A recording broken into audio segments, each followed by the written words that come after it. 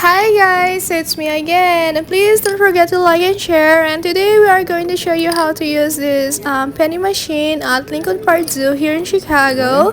So we are just going to read the instructions. So there's 1 and 2 and 3 instructions.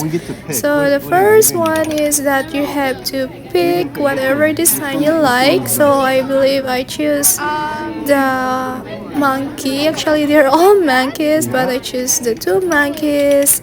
And yeah, so the step 2 is that you can point it out. So there's an arrow, so you can point it out from the arrow. And step 2, actually, yeah, the step 1 is pick and point, and step 2 is that you can insert your money, and it costs you 2 quarters and 1 penny. And step 3 is that you just keep pressing. So